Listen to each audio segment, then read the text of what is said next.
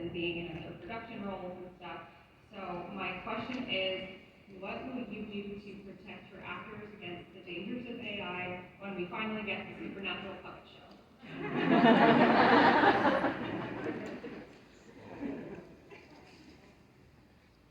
Well, that's a very good question. I forgot about the Supernatural Puppet Show. I'm sorry to have dropped the ball on that, but yes, that is definitely something that should be put back up in the forefront burner. I think that's something that they didn't talk about at all in the strike. Like, how is any of this gonna ultimately impact puppets?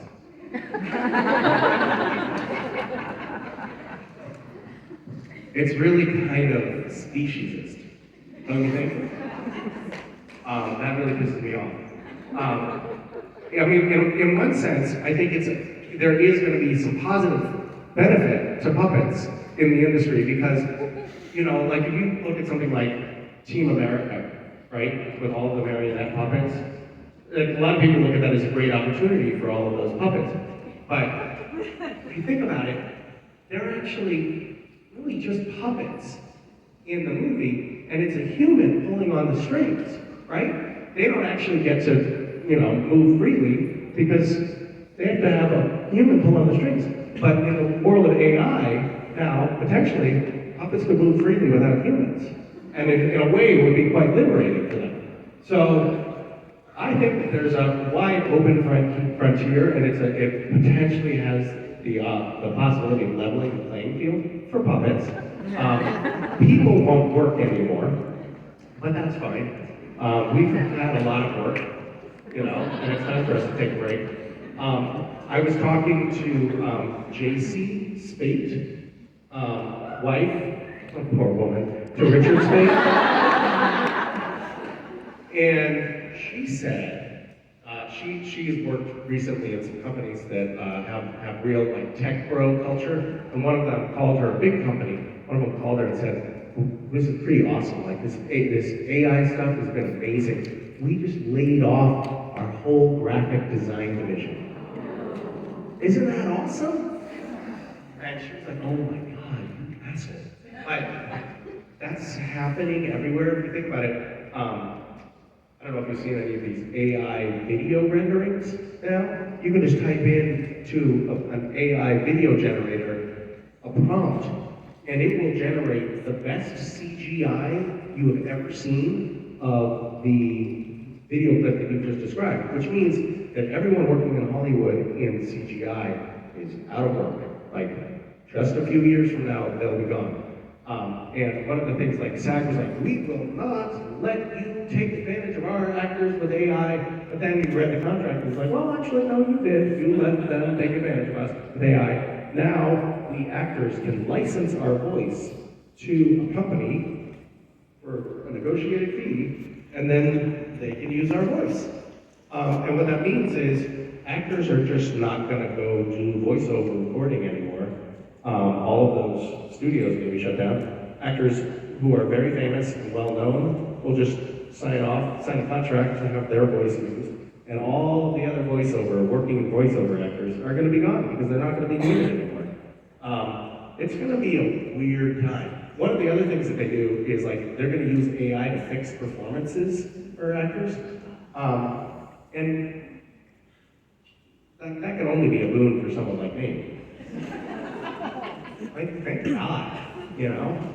I don't have to be like, "Oh, can I do it every day? I felt like I wasn't really feeling it." It's like, just AI that for me, it'll be fine.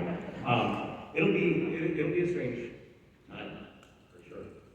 I'm totally freaked out about AI, but everybody I talk to is like, "Oh, it's fine." It's not fine. We're all gonna die. Anyway, next question. Lean in and then lean out about AI stuff. So, last couple times, I'm so nervous. You're doing great. So my daughter's LJ, and her dad a couple of months ago asked for a prompt. Ginkgos. I'm wearing the shirt that says, "This is her painting that we gave." Oh, Ginkgos. I thought you said Kinkos, and I was like, I don't recall that. But I do remember Ginkgos, yes. Okay, and so in the in the spirit of all this FAI, I mean, yeah, okay.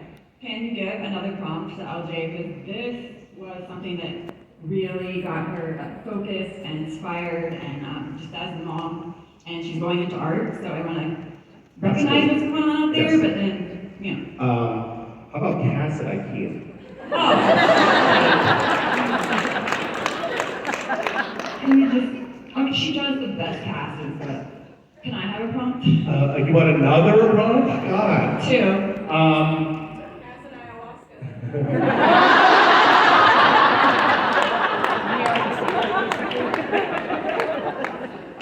In a sense, this crowdsourcing is like AI. It's the collective mind. What you didn't hear was Cass on ayahuasca. Would be interesting. I feel like we kind of actually saw that at some point over the 15 years of Supernatural. How about Cass in a Dali style environment? How about that? Hey, feel safe. I mean, Great. yeah. All right. I like that. Okay.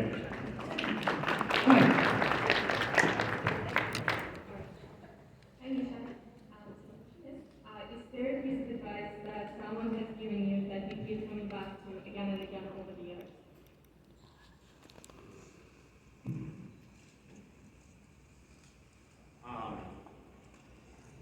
Well, we were just talking about in the green room about a phrase that I reflect on frequently.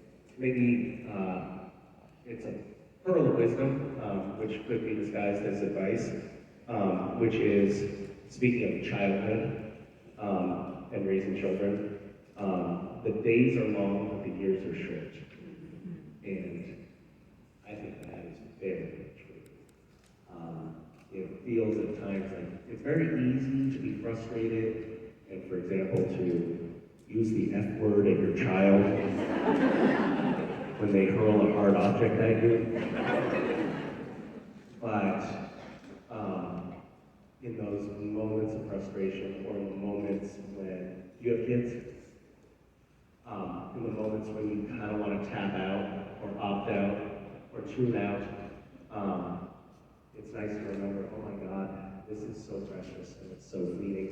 I recently had a job offer that could have been very lucrative.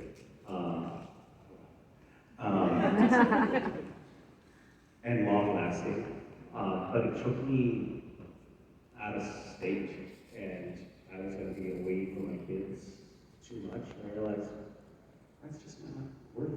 Like, the thing that I care about most is taking advantage of these last years, and because if I'm not there to swear at them, who's going to do that? You know. Anyway, there you go. Hi. Misha, my name is Stephanie. And Hi, Stephanie. Hi, and I'm sorry if I sound a bit nervous, but it's a dream to talk to you. You don't sound like My question is, what would be the first thing you want to have if you haven't eaten for 30 days after you are possessed by an angel?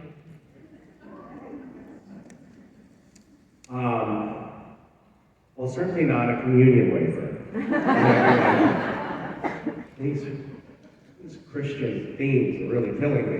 30 days without food. I'll tell you, the first thing that pops to mind is I met this guy when I was traveling. I was in Bali, and I met this hippie guy who had been fasting for 17 days. He'd been doing a water fast for 17 days on some spiritual quest. He was very emaciated looking. And he had been planning to try to go for 30 days of fasting with just water. And his vision started to go at 17 days. And so he decided he was going to eat something. And I was like, oh, what did you eat? And he was like, well, I talked to someone, and they said that if you eat after a long fast, you get really sick and you throw up, so you have to be really careful and eat only a tiny bit. So I talked to some people, and they suggested that I start with a cherry tomato. So I think that sounds like sage advice. Just the cherry tomato, so your body doesn't react to horrible. I'll tell you what I wouldn't eat. A burger. Or a pile of burgers. I did this episode of Supernatural where Cass was one of the four horsemen of the apocalypse, famine, had like set a curse on him, and he was just voraciously hungry and couldn't fill the void, and so he was stuffing burgers down his face. And I was kind of like, I think this was maybe season 5, maybe season 6. I, as Cass, because I was an angel who didn't eat, I hadn't had a lot of eating and drinking scenes, and I was a little out of practice. And I kind of forgot, like, they had the bucket there for spitting into, and I was like, no, it's fine, like, we'll get this quick. And then I was like, oh, motherfucker, like, I ate too many burgers, and you do take after take. And then I was really going through the experience that Cass was going through of, like, being at the point where I needed to find a vomitorium. I needed to purge. And then later that day, like, I'm still like, oh, God. Mistakes were made. And we get to the scene where I've been like turned under some spell, and I'm like a dog, and I'm eating from like a dog dish on the floor on my hands and knees, and there's this pile of raw hamburger meat, and I have to eat it. And it wasn't raw hamburger meat, it was vegetarian, like vegan hamburger meat, which in a way is even worse. And I had to eat without using my hands, just like eat this meat, and I was already actually like on the verge of vomiting because I had actually eaten too many hamburgers at that point. So I don't want that. Break my diet. Thank you. Oh, thank you. Hi, Cassia. That's okay. Hi, My kids do it Misha. Hi, too. Lois. And I loved your poetry book. That Thank was you. beautiful. Thank you very much. I was reading Thanks for reading it. I would love for you to query this group and settle once and for all the age-old question that's constantly on social media. What character in Supernatural made the best entrance? Castiel or Death? Well, I don't think there's much contest there. Is there a debate? It's on Facebook and Instagram and everything constantly. All the Supernatural groups. What? There's a debate? Many pages. Oh my God, that infuriates me. I want to see these people who are voting for death. I will throw a Nalgene water bottle at them. Can you remind me though, what was God's sentence? Driving the car.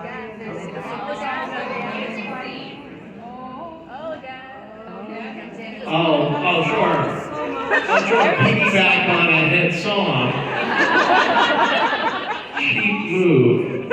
Super slow motion, and he walked by some guy, and he literally just dropped dead of a heart attack. Oh, I remember that. Oh my God, that's so cool. That rarely happens for me. Well, that was pretty cool. And Julian's pretty awesome. I didn't even know that it was like I thought that I was just doing a couple of scenes on some weird show, and then it would like be a blip in my career, and I paid no attention. And then I got there, and I was like reading through the script, and I'm like, wait a minute, so what's happening here in this scene? They're shooting me? How are they going to do that? Like, I did not know what I was getting into at all. In that scene, they had these like showers of sparks coming down, and before we shot the first take, they're like, so I think the director, Kim Anderson, was like, I think it'd be cool if you just like don't seem fazed by anything. You're just like, very calm, cool, and collected. And I was like, yeah, that's actually kind of basically me. And then right before we go, one of the special effects people comes up with the hair department in tow, and they're like, we're just going to spritz a little bit of water on your head because some of the sparks might land on your scalp and in your hair, and we just don't want it to catch fire.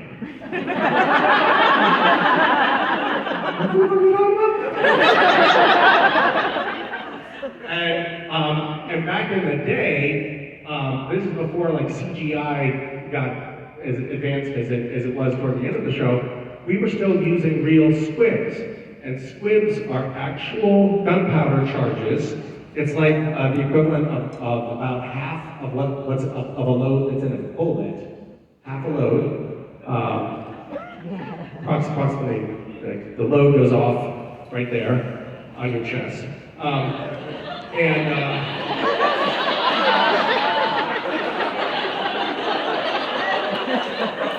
And in this case, like, I had multiple loads going off on my chest. So, it takes a while. It takes like 40 minutes to wire it all. There's like wires going down your leg to your boot with a battery and a radio thing. And these squibs go off and it's an explosion. And then there's like this liquid as well.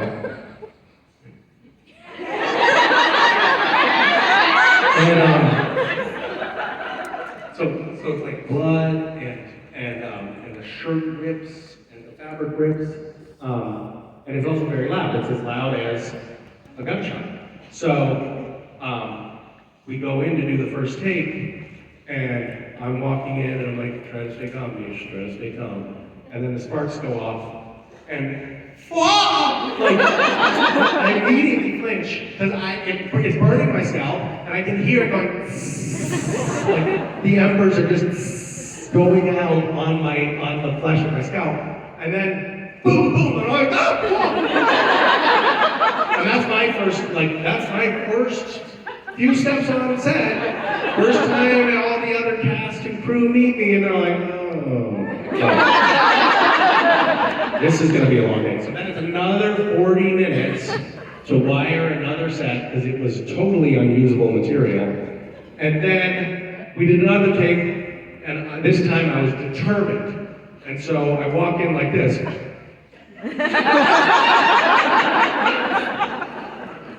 And all the while, like, my scalp is burning, and I'm like so nervous and like on edge, and like my nerves are shot. And that's how I established the character. That is the best thing I've ever done.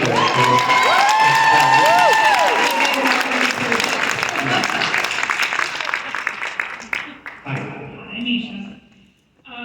So back like 2018-ish, the first question I ever asked you was whether or not you would ever consider writing your memoirs with all of your great stories. And you told me no because you thought that was really egotistical. My God, how far I've come.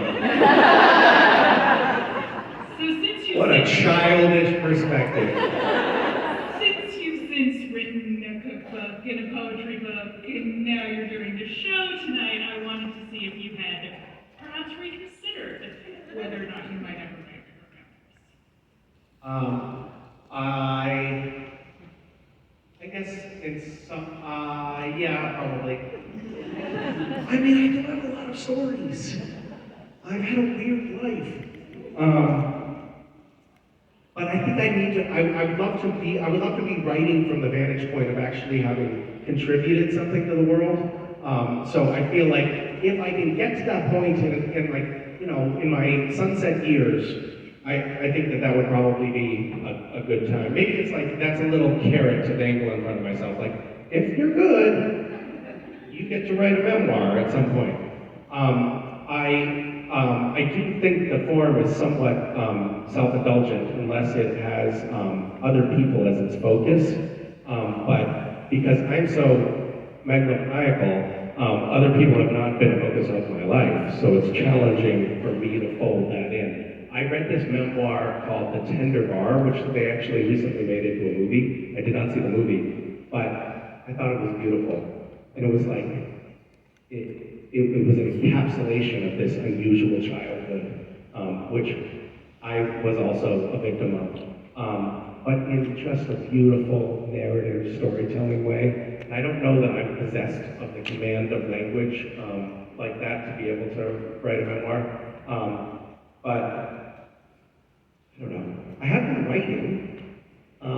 This this past year, I spent a lot of time, I spent several years trying to kind of clean my slate so that I had enough time for creative ruminating, and kind of extricated myself from Gish and from some other things, some other like business enterprises that I was working on in a marriage, and I like finally had the space to be like, all right, so what comes now? What comes from this moment?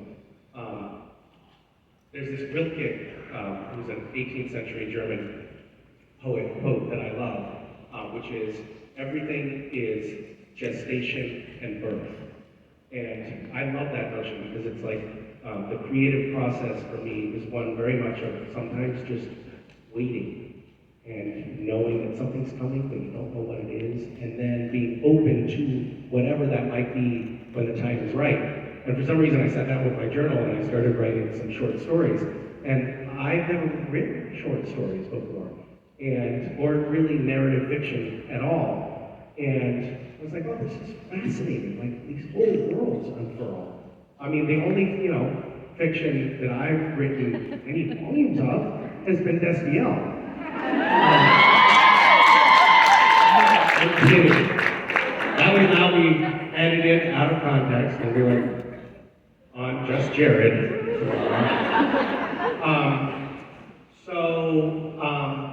I ended up writing this short story that turned into kind of like a novella over the last 6 months about a crazy father. Never mind. So when do we get to read that? Well, I don't even know if it's really for human consumption, but maybe someday. Thank you. Hi. Hello, Misha. Hello. My name is Barrett. Nice. Barrett? Hi. Hi. My question is about your acting. We all remember. I have some questions about your acting. Yes. We all remember Cass and Empty, and you told us to change the empty voice a little bit so you can play it better. How did you do it with Harvey? With what? With Dent, with Harvey. Oh, yeah. Well, did you see it? Unfortunately. Thank you.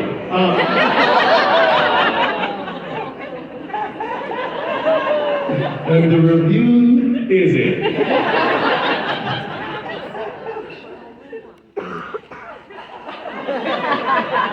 One review. I'm just, give me a second. I'm trying to let my ego recover. I thought I really created two distinct characters there. No?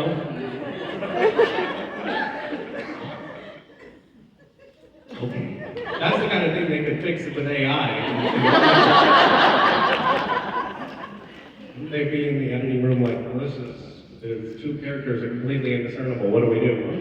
Have AI fix it. I'm offended, deeply offended. I felt like I changed the voice a little bit. Did you not feel like I changed the voice at all? I think the bad hallway is a little bit deeper, but not really, not like the empty voice. Yeah, not enough. Completely different. Yeah. You liked the accent that I did with the empty and the whole thing, right? Yeah. Well, shit. It would have been nice to have this feedback in rehearsal, It's a bit late. I mean, I can repeat it for you. Okay, wait, repeat what? Never mind. I don't need, no, thank you. I rather enjoyed playing against myself in that scene. So for those of you who haven't seen it, I did the show Gotham Knights.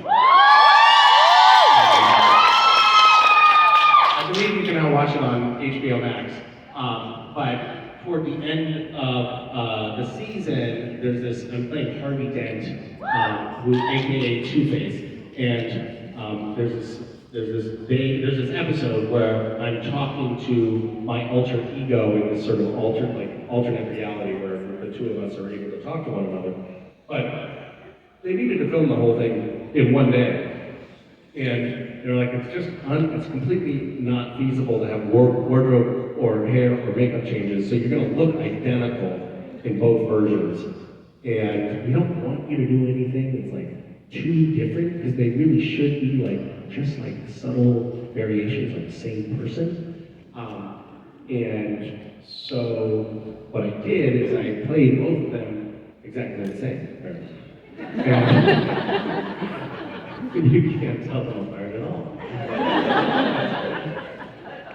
Thanks for bringing that up, that's awesome. I like that you explained what the episode is, like we all don't already know what you're talking about. Well, I think probably a lot of people here don't know. I'm going to give you the benefit of the doubt. You have time, not enough time on your hands. I mean, I haven't seen the whole show, and I know what you're talking about. Well, let's do that again. Anyway, I have an actual question. Okay, it's what is not it? a traumatizing one to you this time, We'll like see. last time. Yeah.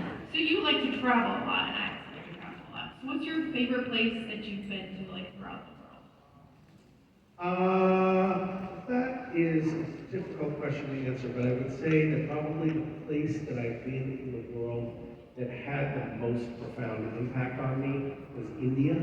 I was there for the first time back in 1995, and In the morning. so remember when you said that thing about not being traumatizing? Yeah. So Misha, tell us a story about when you got that guy fired. What happened recently to your acting skills? Is it just that you're old? I'm just summarizing all of the questions here. So Lauren came up to me in photos and she was like, I'm turning 30. At one point you asked me, you said that you thought we were almost the same age. That's so insulting.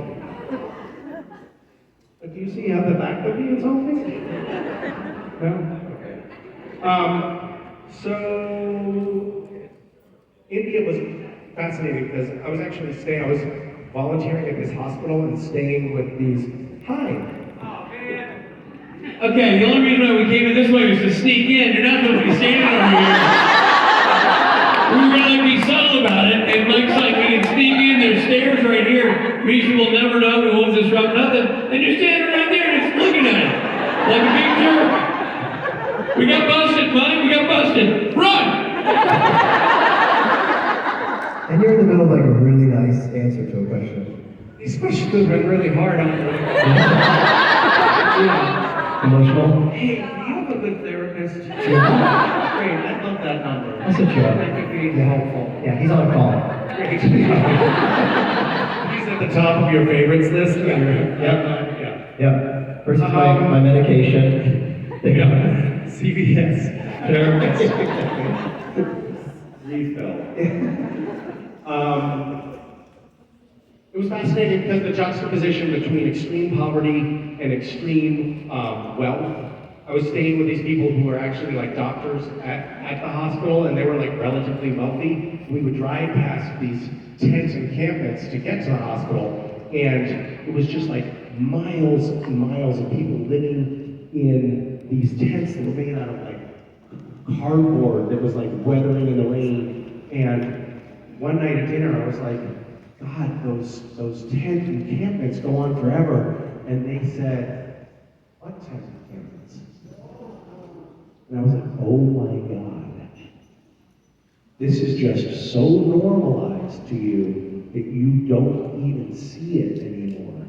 That's so amazing. And it just sort of, it turned a light switch on for me, and I realized like, oh, there's so many instances of that in my life, the things that you see that you just become inured to and start ignoring. And that had a strikingly profound impact on me. And now, I bring it in, I bring it into my own life. Like, I try to ignore my kids as much as possible.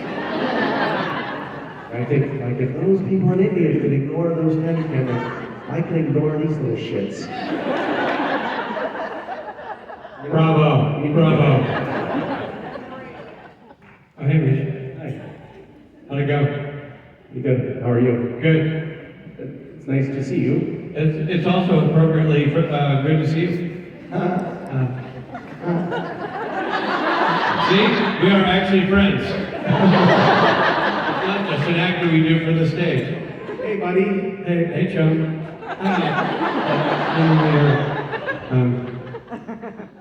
I like you better with a beard.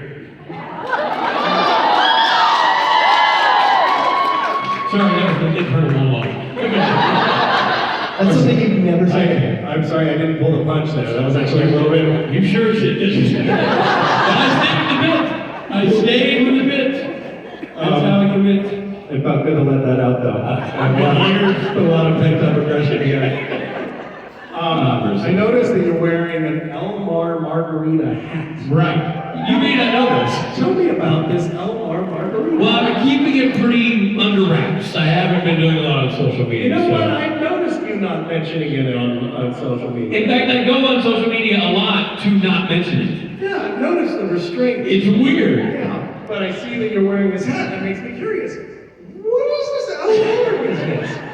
Why, Misha, thanks for asking.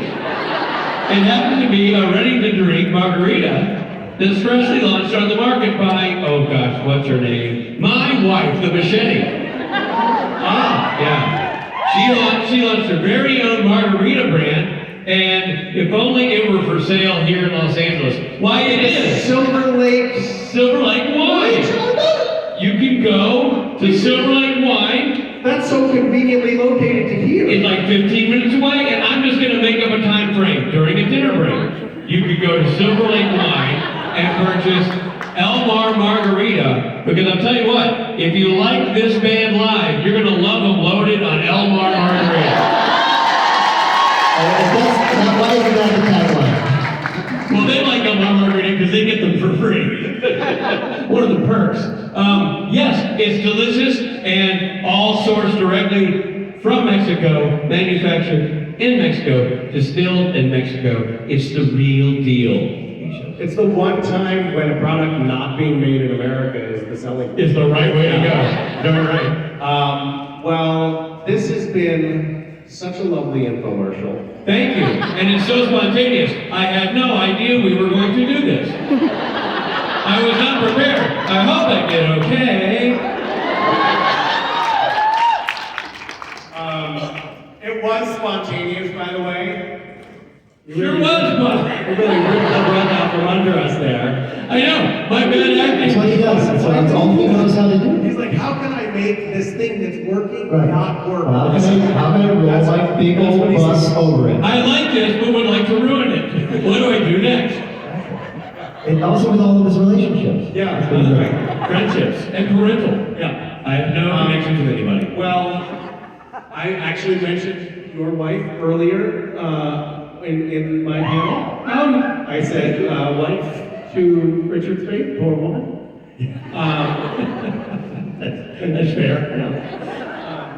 But I do think I am advocating for Elmar here. JC's awesome. She's the CEO, woman-owned business. It's going to be very successful, but only if you become inebriated. Yes, that's true. I need. You can also order it online at this point. Yes, you can order it on Reserve Bar. Order it online on Reserve Bar, or go get it in person here in Silver Lake, and coming to a town and store near you. Okay, for fuck's sake, this is my panel. What? Jesus Christ. Talk about co-opting. Fine. Unreal. Ladies and gentlemen, that man right there in the sky blue shirt,